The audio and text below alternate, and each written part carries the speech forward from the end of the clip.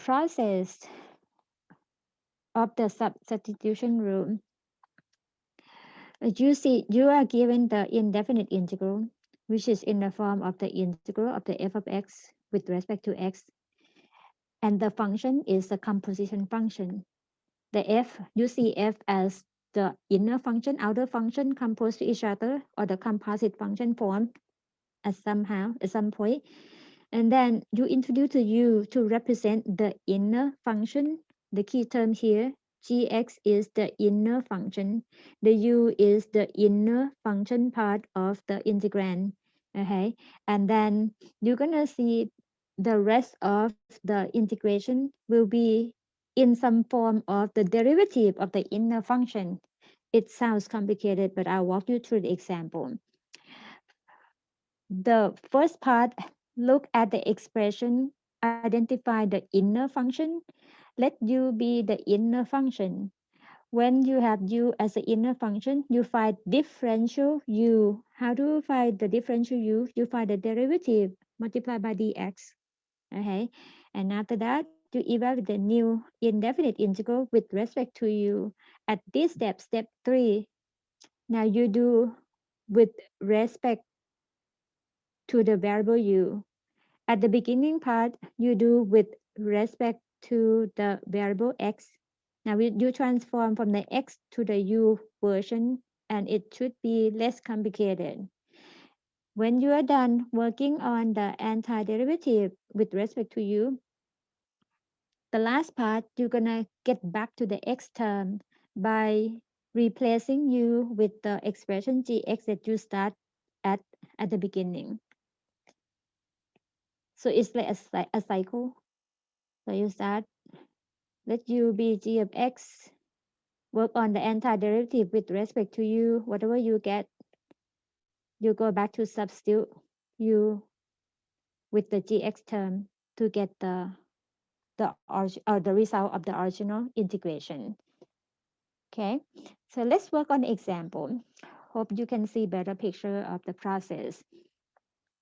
Use the given substitution. The problem gives you the substitution to find the indefinite integral. Indefinite, recall, no lower, no upper limit, just a plain integral sign with the integrand. And then we can check the answer at the end. Okay, so with this one, as you see the substitution or the given expression here, u equals x squared plus 1. The reason that u equals x squared plus 1 is the expression that we have. I'm going to put a note here. So note the original integrand, which is 2x multiplied by the radical x squared plus 1. You see the product of the function, but the portion, the radical, the square root of x squared plus 1. The x squared plus 1 is the inner function. So this is the inner function. So that's why we let u be x squared plus 1. Okay. Now, since you see this as a composite function, let u be x squared plus 1. The next step, or step number 2, you're going to find the differential u. What is du? Recall, when you find the derivative of the u prime, which is du by dx, right? Du by dx. The derivative of x squared plus 1 is 2x. So then the differential u is u prime times dx. That means du is 2x times dx. So this is step number 2.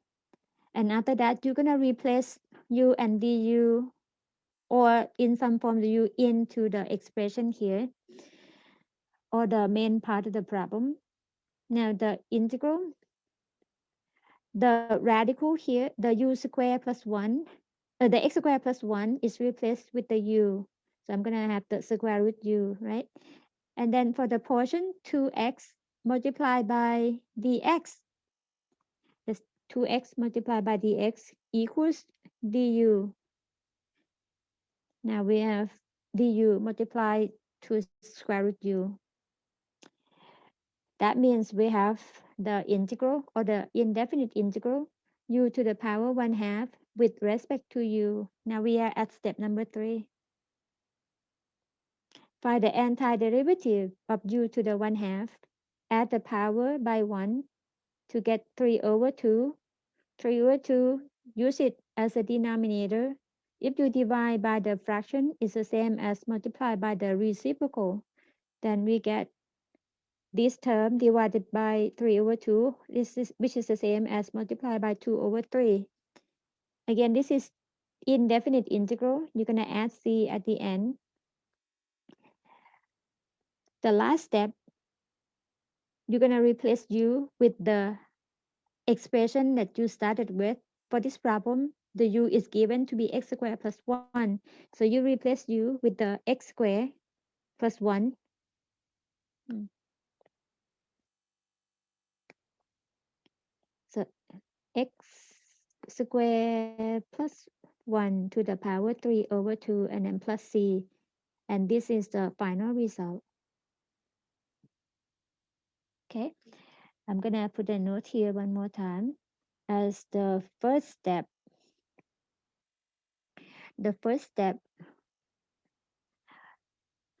introduce the new variable, which is called the change of variable. That's step 1. You see the inner function as the new variable u. And then step number 2, you substitute u and du into the integral form. And then next step, you're going to evaluate the new indefinite integral with respect to u, which is the result in step number 3 here, which is 2/3 times u to the power 3/2 plus c. And the last step, you replace the u with the x squared plus 1, and then you are done.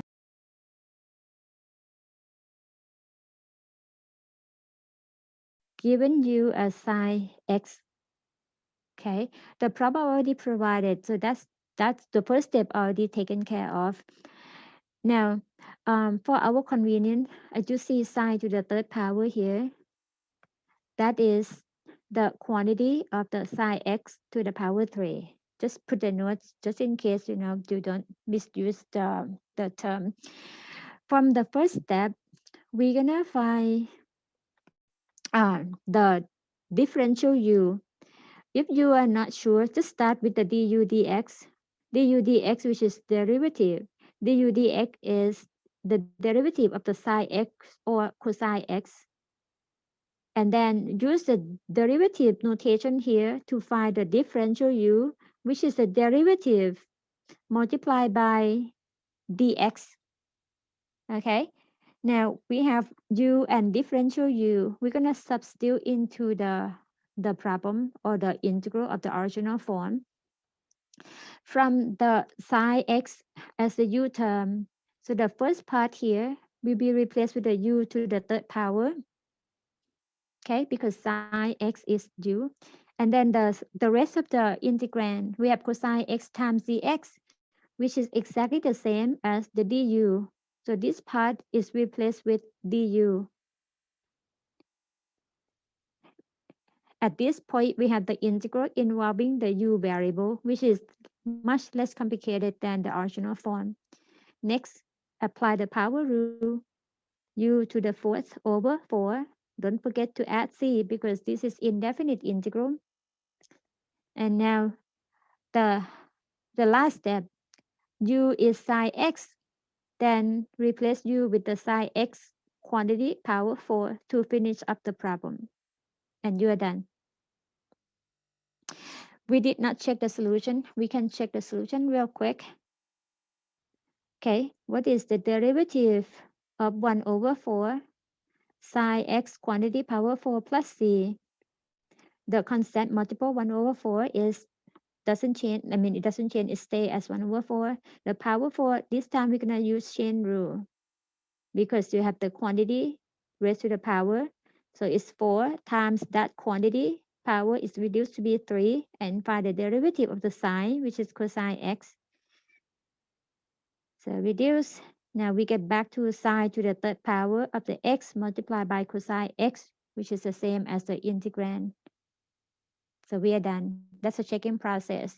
But the first example, we did not verify the answer, so we can do that real quick on the note here. So the derivative, this is the checking process, checking solution process. d by dx of 2 over 3 of the quantity x squared plus 1 to the power 3 over 2 plus c. Constant multiple 2 over 3, the power 3 over 2, the quantity x squared plus 1 raised to the power that reduced by 1, which is 1 half, and multiply by the derivative of the inner function, which is 2x. Derivative of c is 0, and now we can cancel or reduce the numbers to get 2x, which is in the back here, right in the front. The 1 half, that is the square root of the quantity x squared plus 1, which is the same as the integrand.